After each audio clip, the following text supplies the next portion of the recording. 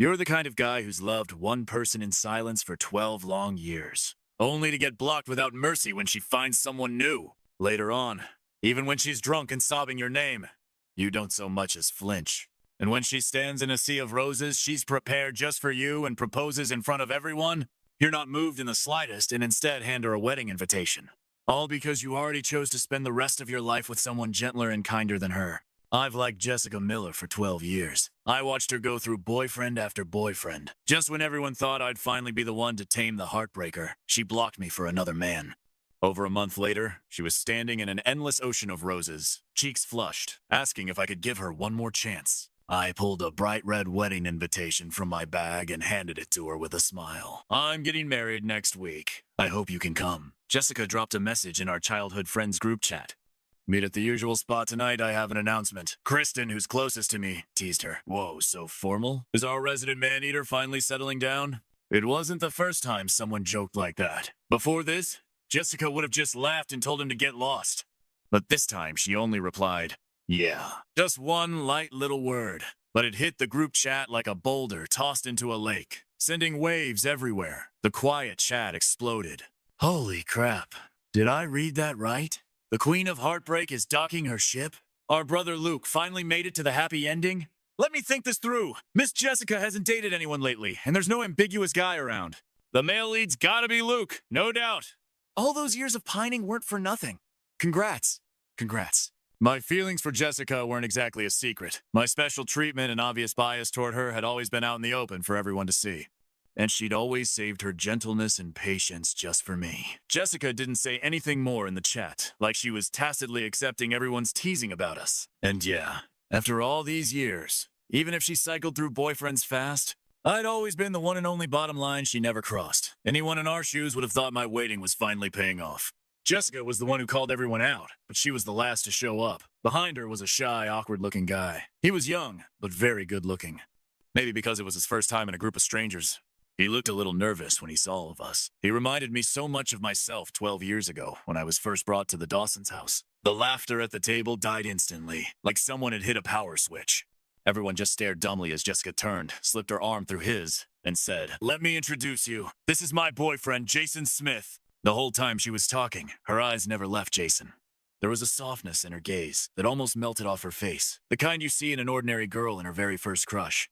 Maybe he could feel how awkward the mood had gotten, because Jason tugged at the corners of his mouth, lifted his hand, and gave us a little wave. His clean, clear voice carried a touch of shy nervousness. Hi. Kristen was the first to snap out of it, letting out 2 exaggerated laughs. You hid this well. When did you get a boyfriend? While he was talking, he kept sneaking glances at me. He covered it well. But after knowing him so many years, I could see the worry in his eyes at a glance. Was he scared I'd make a scene? Or scared I couldn't take it?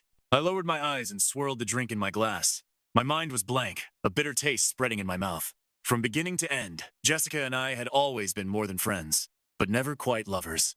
She had never given me any official right to be jealous. What right did I have to kick up a fuss? These past few years, Jessica drifted from one guy to the next. Boyfriends came and went every few weeks, but she'd never once formally introduced any of them to us. We all knew exactly what this move of hers meant. Jessica snuggled closer into Jason's arms and smiled. We've been together a little over 2 months. Jason's pretty shy, so don't scare him. 12 years ago, it was the same group of people and almost the same line. Luke's pretty shy, so don't scare him. Back then, I was a 14-year-old kid who'd just been dragged from a little village in the south to the Dawson's grand estate at the heart of the capital. My accent made my Mandarin sound off, so everyone mocked and excluded me. It was Jessica who grabbed my hand and pulled me into their circle. I was 14 that year. The girl who smiled so brightly and chased away all my confusion and fear became my light. Out of concern for me, everyone kept their reactions pretty subdued. After all, we'd been friends for over a decade. When it came to matters of the heart, between me and Jason, of course they leaned toward me. They'd all been sure I'd end up with her in the end. The air fell silent. Jason only grew more uncomfortable. He dropped his gaze and lightly tugged the hem of Jessica's top. In a small voice, he said, "Jay, I don't think they really like me." I heard the way he called her and frowned slightly, feeling a wave of instinctive discomfort. When we were teenagers, Jessica's favorite move when we horsed around was sneak attacking me from behind, either snatching whatever I was holding or jumping on my back and forcing me to call her Big Sis. She's only 2 months older than me, but she's always been mischievous as hell and annoyingly persistent. In the end, I was always the one who caved. She wouldn't let me go until I was red in the face and grudgingly called her sis. Back then, she still had a childish air about her, and in front of other guys, she'd put on her little rich girl attitude. Jessica had just opened her mouth to comfort Jason when a glass suddenly crashed to the floor in the corner. It was Tony, who'd never really gotten along with me. His handsome face was stony, his voice edged with anger. "Jessica, what the hell have you taken Luke Dawson for all these years?" Jessica's expression darkened. Her eyes swept the room and finally landed on me. Then her lips moved slightly. "I don't know what you all think is going on, but I've only ever seen Luke as a little brother." "Only ever seen me as a little brother." What a nice line. I wondered if she'd forgotten that just last year at our New Year's get-together, Kristen bought fireworks and asked us to go light them. She clung to my arm and laughed. "Nope, our Luke has to stay here with me." Someone beside us heckled, "Since when did he become yours?" She tossed a tiny tangerine at him and laughed even harder. "Since always!" Luke's basically my little husband. And now, barely half a year later, she could look me in the eye and calmly call me her little brother. I pressed my hand lightly over my heart. It hurt, it stung, but nowhere near as badly as I'd imagined. If anything, there was this strange sense of relief, like I'd finally gotten an answer. It was like the time I was 14 and mailed my favorite magazine a short story, then got the rejection letter 12 years later. All I could think then was, oh, got it. Turns out that over a long wait, all that initial passion and hope had already been worn down smooth. My feelings for Jessica were the same. It's not that I don't love her anymore. I just don't expect anything from it now, so whatever the outcome, it doesn't really sway my mood.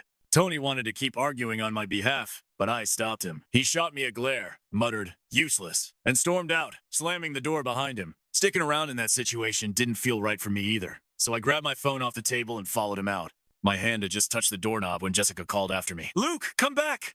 I looked over my shoulder and gave her a smile. "Sis, you guys have fun. I'm gonna check on Tony." It was the first time in all these years I'd ever called her sis so easily.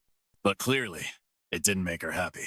Jessica froze for a second, then repeated again with a darkened expression. "Come back!" This time, I didn't listen. As I pushed the door open, another burst of shattering glass rang out behind me. The door closed, shutting out the noise inside. Going after Tony was just an excuse to get away. He and I had never gotten along. Back in school, he'd hit me with balls and PE, cut up my assignments in art class, hide my textbooks, even put caterpillars in my desk. As adults, we still couldn't stand each other. Even though he spoke up for me tonight, I had no intention of improving things between us. I'd planned to go straight home, but just as I reached the front entrance, I spotted Tony leaning against the wall smoking. When he saw me, he crushed the cigarette and tossed it into the trash. "Kristen drove me here. You heading back now? You don't mind giving me a ride, do you?" I sighed, swallowing the refusal that rose to my lips. After 12 years of hanging around together, this was one of the few times Tony and I were alone without fighting. When we reached his house, he stayed seated, unmoving. After a long moment, he finally said quietly, "That Jason kid, he looks a lot like you used to. But so what? No matter how similar he wasn't me, and I wasn't him." I didn't want to continue the conversation, so I opened the door and kicked him out of the car. Ignoring his angry cursing, I stepped on the gas and turned into the villa next door. My house was right beside Tony's, and next to that was Jessica's. Anyone who lived here was either rich or powerful. I'd barely parked when Tony called, telling me to check the group chat. I opened it. Red envelopes were flying everywhere. Jessica had added Jason to the group, and everyone was sending money to congratulate her on going official. I sent one too, and the moment it went through, Jessica kicked me out of the chat. Immediately after, a private message came from her. "Sorry, Luke. Your presence makes Jason uncomfortable. Let's not contact each other for now." My lips pressed into a tight line, a heavy blow landing squarely in my chest. After thinking for a moment, I still replied with a, "all right." But when I sent it, a bright red exclamation mark popped up. Jessica had deleted me. From our green teenage years to the brightest days of our 20s, 12 years of knowing each other, all of it defeated by 2 months of her new romance. I stared at that exclamation mark for a long time. My eyes burned, but no tears came. The Jessica I knew used to cling to my arm, laughing as she whined. "Luke, besides my parents, nobody in this world matters more than you. But now," she said, "your existence makes Jason uncomfortable. Let's stop talking for now. Ridiculous."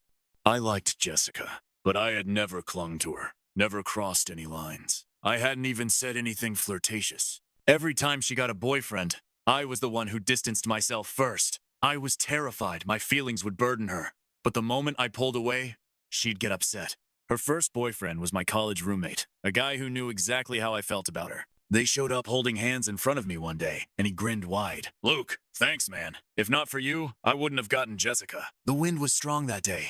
I stood on the tree-lined path outside the library, feeling like a complete idiot. Only then did I realize he'd befriended me for one reason, Jessica. With a great body, a gorgeous face, and top-tier family background, he was the campus golden boy. What high school guy wouldn't fall for a girl like her? I distanced myself from him and from Jessica. The relationship lasted all of 3 days. My roommate came back furious, eyes red, shouting, "She dumped me! Happy now?" I found it absurd, but since he asked, I answered honestly. Yeah, I'm happy. That night, Jessica dragged me out for a fancy dinner. She teased me. You ignored me for 3 whole days! Come on, don't be mad anymore, I explained. You were dating someone. We should keep our distance. It's better for everyone. But I only agreed because you two seemed close. What Luke likes, I like. What Luke doesn't like, I don't like either. She said it like it was the most natural thing in the world. After that, when she dated again, she always avoided guys who knew me, and she never brought them around. But Beijing circles are small without being small. When she went places with her boyfriends, running into acquaintances was inevitable, so news of her dating always reached me. At dinners, someone would tease, "Bring him over for us to meet." She'd drop a shrimp in my bowl, snatch away the one I'd peeled, and say, "It's not at that stage yet." Some of her boyfriends added me, begging or cursing, all with one goal: to make me stay away from Jessica. After it happened enough times, I understood. My very existence was a sin. So if Jessica wanted to cut ties out of consideration for Jason, I'd respect her. But why kick me out? There were friends in that group who'd been with me for 12 years. My phone rang nonstop. I hung up and replied to everyone that I was fine. Then I lit a cigarette and watched it burn down to the filter. When you're on the verge of falling apart, concern is the hardest thing to handle. I was afraid I'd break down crying. An hour later, Kristen kicked open my bedroom door. When he saw me alive and well, he scratched his head. "Bro, I was scared you'd do something stupid. Just came to check on you." I shot him a glare and didn't respond. A few minutes later, he carefully asked, "Luke, Jessica's just confused right now. When she comes around, can you give her another chance?" The part he didn't say must have been how much Jason reminded him of the old me. I frowned, but didn't answer. "Kristen, I want to go back south to see Grandma. When Mom was pregnant with me, Dad's business hit trouble. A feng shui master said I carried bad luck and would affect their fortune. After I was born, they sent me to my grandmother in the south. Grandma named me Luke, hoping I'd grow up safe. But when I was 14, Grandma passed away, leaving me completely alone. I once thought, at least I had Jessica. Even if we weren't lovers, I was always her first choice. That felt good enough.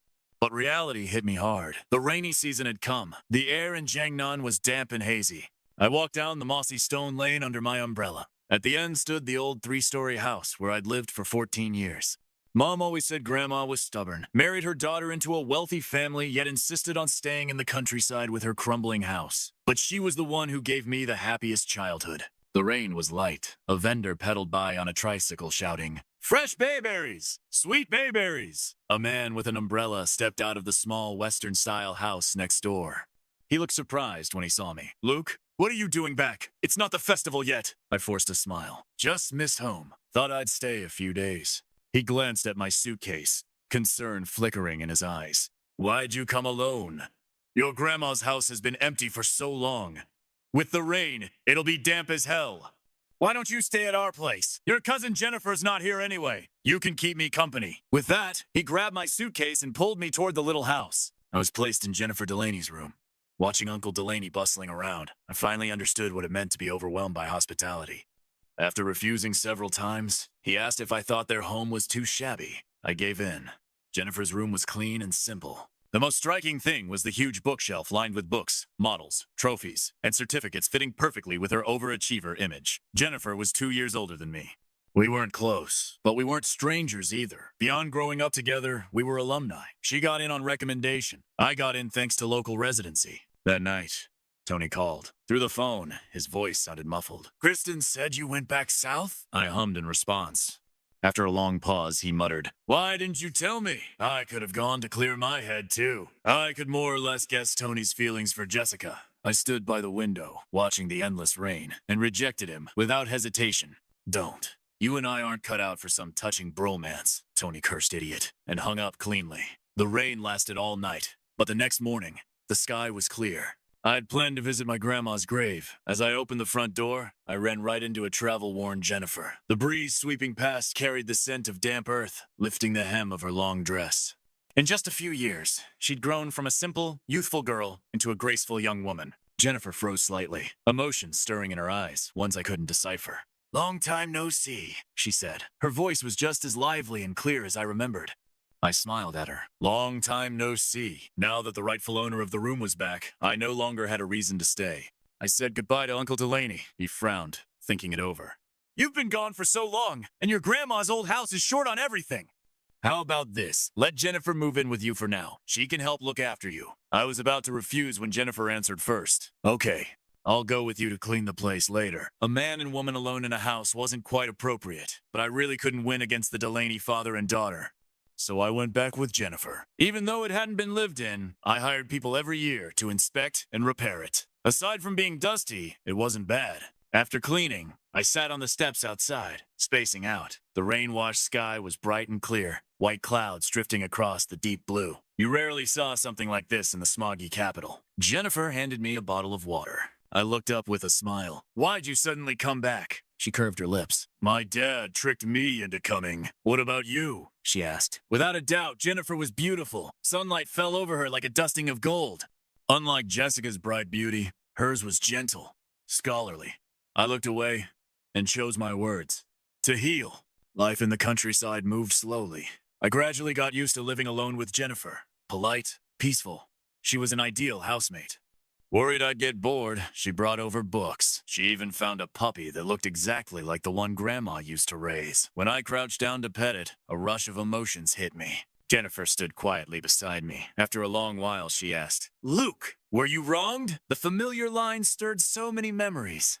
As a kid, when people called me wild child or bastard, I'd hide and cry. Every time Jennifer would find me, pat my head, and ask, "Luke, were you wronged?" Slowly, fewer kids dared to bully me. It wasn't until I saw Jennifer cornering the boy who'd thrown rocks at me and beating him up that I understood why.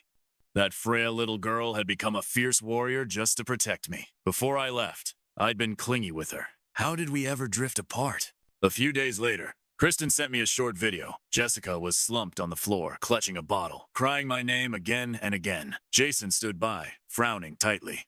Below the video was a message. "She's drunk and asking for you. We can't control her." Cloudsea was the top club in the capital, owned by the Millers. When Jessica drank too much, she always behaved only if I picked her up. She used to say she'd never mistake me for anyone else. "You're the one and only, Luke." It was little moments like these that made me love her for 12 years. "You hold on only because you see hope," I replied to Kristen. "From now on, don't tell me anything about her." As soon as I sent it, Kristen called. "Luke, actually, Jessica hasn't been doing well." Before he finished, there was a shout in the background. "Jessica, stop grabbing the phone!" A second later, her voice came through. Hey, Luke, when are you coming to pick me up? I wasn't feeling well these past 2 days, and you didn't come see me. I haven't seen you in so long." Her voice got smaller, choked with tears. "Luke, I miss you." I hung up immediately. That same night, Jason sent me a friend request, saying he had something to show me. I had zero interest in whatever he wanted to show, but he kept sending requests. After the 20th one, I accepted. He sent a photo. Jessica asleep on a hotel bed, hair spread across the pillow, Jason lying beside her. "Luke, bro, Jessica and I..." "She loves me. She drank today because she got jealous when I talked to another girl. She went looking for you. Please don't misunderstand." Reading his long message, I only felt bored. 12 years of feelings had ended the moment she kicked me out of the group chat. I replied, "Oh, I wish you two happiness." It rained for several more days. Jennifer liked to brew tea, sit by the window, and write or draw. I lay on the sofa with a book, the puppy, Pudding, curled at my feet.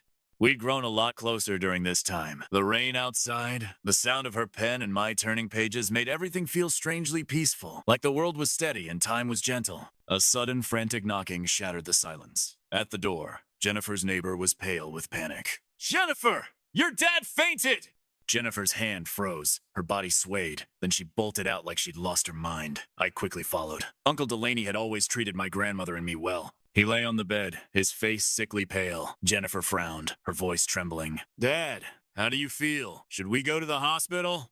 Uncle Delaney looked at me inside. "I wasn't planning to tell you yet." He motioned me closer, then pulled a piece of paper from under his pillow and handed it to me. "I don't have much time left. What worries me most is Jennifer. Luke, I know you're a good kid. I want to entrust her to you." The paper clearly read, "Late-stage cancer." Jennifer snatched it and, seeing the content, her frown only deepened. She stayed silent for a long time before saying, maybe it's a misdiagnosis. Let's get it checked again in a few days. But despite her words, she grew quieter day by day. As a child, she found me when I cried in secret. Now it was my turn to find her hiding spot. When she finally faced me, her nose was red, eyes still misty. Seeing her like that sent a sharp pang through my chest. If you want to cry, just cry. Don't hold it in. I sat beside her. After a moment's hesitation, I gently ruffled her soft hair. June was ending, but maybe because of everything weighing on us, it felt hotter than usual.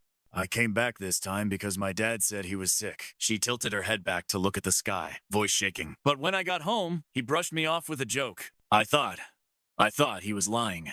I listened quietly. More than conversation. She needed someone simply to hear her. Luke, thank you for these last few days. And don't take what my dad said too seriously. I'm not your responsibility. You're not obligated to look after me, and you definitely shouldn't sacrifice your marriage for the sake of some so-called family friendship. What Uncle Delaney really wanted was for me to marry Jennifer. I looked into the distance and stayed silent for a long time. I couldn't quite describe what I felt for Jennifer after this period of living together. Being with her was comfortable even if we didn't talk or do anything at all. Seeing her cry made my chest ache uncontrollably. Made me want to find ways to make her smile again. Somehow, having her become my burden didn't feel heavy at all. If anything, there was something warm, something hopeful in the idea. After a long time, I heard myself say, Jennifer, let's get married. Before I turned 14, my parents were strangers who showed up only during holidays. After 14, they became family who only asked whether I had enough money. Did they love me? Probably. But 14 years of emotional distance made them incapable of closeness. Every time I saw my mom interact warmly with my younger brother, that was how I comforted myself. When they heard I was getting married, my mom only asked about the bride's background before agreeing. The wedding was set for a little over a month later. Jennifer wanted something simple, but I refused.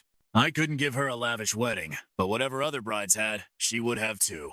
Since I decided to marry her, I wouldn't let her suffer even a little. After finalizing the plans, we headed home. A blue Pagani Huayra was parked outside the house. Kristen stepped out. His sharp features were worn with exhaustion. Heavy dark circles shadowed his eyes, and short stubble covered his jaw. Looked like he'd driven through the night to get here.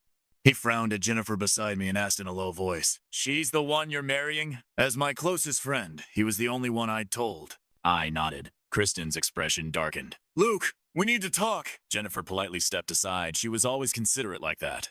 Kristen watched her walk away, then frowned and asked, You're sure about this? I followed his gaze, my voice softening without meaning to. Yeah.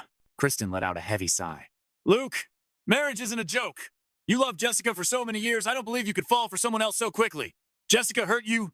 Yes, but that doesn't give you the right to hurt another innocent girl. Ask yourself honestly, do you like her? I froze.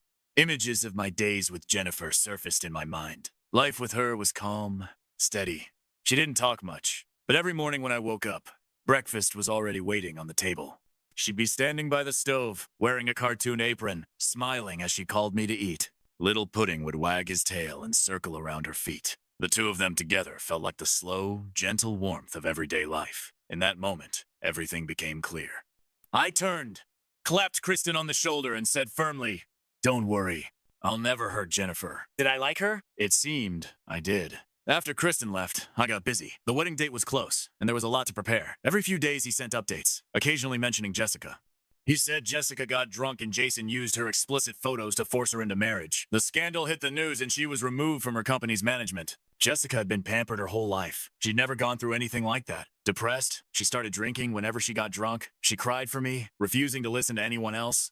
Kristen didn't tell me this. It was Tony who did. After so many years, you can't forgive her just once. Doesn't it hurt you? I didn't reply. Hurt? For 12 years? Did she really not know how I felt? She gave me hope and took it away, over and over, while dating one guy after another.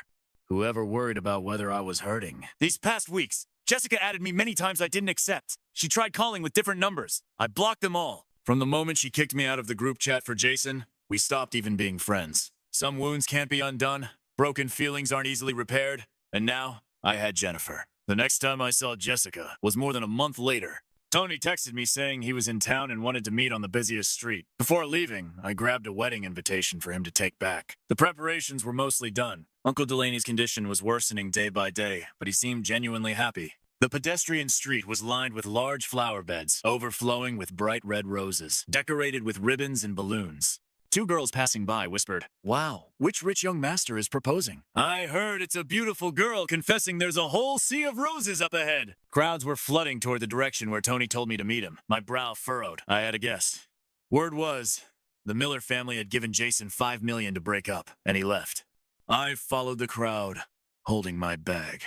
By the rose display, layers of people had gathered.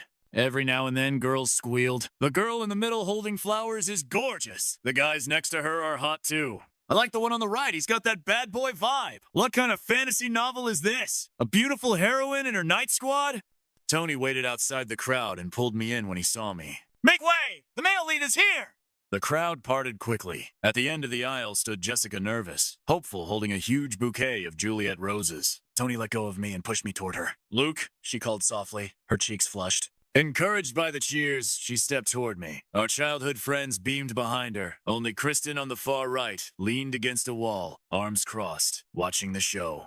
When he saw me, he raised a brow, triggering screams from surrounding girls. Jessica bit her lip and held the flowers out to me. "Luke, I'm sorry. I know what I did before was awful. After you left, I realized you're way more important to me than I ever understood. Can you give me another chance?" I lowered my head, opened my bag, and pulled out an invitation. "I'm getting married next week. I hope you'll come." Jessica froze. The roses slipped from her arms, petals scattering across the ground. She stammered, "Luke, don't joke around." "That's not funny." Her eyes reddened. I ignored her, walked around her, and handed invitations to the others. "Make sure you come to my wedding." I had only told my parents and Kristen about the marriage. Clearly, neither had spread the word. Jessica suddenly lunged in, grabbed every invitation I handed out, tore them up, and threw the pieces on the ground. Eyes red, she glared at me. "Luke, I said it's not funny." I hadn't expected the furious Jessica to act so extreme. Crying, she tore every remaining invitation from my bag and yanked my arm, trying to drag me away. I pulled free and gave her a calm smile. "There's still a lot to do for the wedding. My wife is waiting for me. I won't keep you." 2 days later, Jessica bought the house next door. Her flashy limited edition Koenigsegg parked in front of the old building looked completely out of place. Every day she waited at my door, begging me to give her another chance. Eventually I'd had enough and snapped at her with a cold face. "I'm getting married soon. Please stop chasing after me." Her lips trembled. Her eyes reddened instantly. After a few minutes, she slowly crouched down, wrapped her arms around her head, and began to sob. "Luke, I know I was wrong. Please, give me one more chance, okay?" "I'm begging you. Please, Luke, please, don't be so cruel." The proud princess was now bowing her head into the dust for me, watching her crouch there, crying uncontrollably. I felt nothing, not even the slightest ripple. Cruel? Then I didn't mind being a little crueler. I bent down. "Sorry, Jessica. Your presence makes Jennifer uncomfortable. Let's not contact each other for now." The words she once gave me, I returned to her exactly as they were. The wedding proceeded as planned. Wedding cars lined up outside. Just as I was getting in, I saw Jessica at the gate dressed in a pristine white wedding gown, makeup flawless. I ignored her. When I lowered my gaze to step into the car, she rushed over and grabbed my arm, her voice hoarse. "Luke, are you doing this to get back at me?" Her eyes were red as she forced a smile. "You can punish me however you want. Just don't marry someone else, okay?" I looked at her calmly. "No, this isn't revenge. I'm marrying Jennifer because I want to marry her." Tears slid down her cheeks as she tightened her grip on my sleeve. "But you don't love her, do you?" I gently pushed her hand away and smiled faintly. "If I didn't love her, why would I marry her?" "Jessica, after all these years, you should know me at least that much." With that, I got into the car. As the convoy pulled away, even from far down the road, I could still see her lonely figure in the rearview mirror. That white gown looked like a tragic joke. After the wedding, life didn't change much. To take care of Uncle Delaney, we moved back into the small townhouse. Jennifer slept on the bed. I took the floor. Until I was sure of her feelings, I wanted to give her full respect. Kristen contacted me occasionally, chatting about life, never mentioning Jessica again. I learned from the news that Jessica's father had been removed from the board. Jason had stolen a bid document from her and sold it to a competitor. Business is war. The Miller Company was caught off guard and suffered heavy losses. Her father was forced to sell shares to fill the hole. Though Jason was sent to prison, he was no longer the biggest shareholder. Other shareholders seized the chance to take over. A daughter paying for her father's debts, I suppose. In the end, Uncle Delaney didn't survive the winter. Jennifer handled everything calmly. So calmly, it broke my heart. She had depended on her father since childhood. Their bond was deep. Maybe because she never had a mother. That's why she always looked after me, the child whose parents were never around. 6 months into our marriage, I held her for the first time. Curled in my arms, she cried so hard she could barely breathe. Luke, I don't have a dad anymore. I gently patted her back, choking as I comforted her. You still have me? I'll stay with you from now on. Jennifer, let's walk through the rest of our lives together. Because of Uncle Delaney, we'd stayed in the southern town. Now it was time to return to the capital. While packing, Pudding dragged over a cobweb-covered diary. When I opened it, I found years of quiet, tender confessions from a girl who'd loved me in secret. So, all those years I never knew, a gentle, soft-spoken girl had been quietly liking me all along. Jennifer came over after packing and asked if I needed help just in time to see the diary in my hands. You saw everything? She asked, shy and anxious. I lifted my head, forcing back the sting in my eyes, and smiled at her. What a coincidence. I like you too. Our love might not be fiery or dramatic, but marriage is built on day-to-day life. And who's to say that a quiet, steady life isn't its own kind of happiness?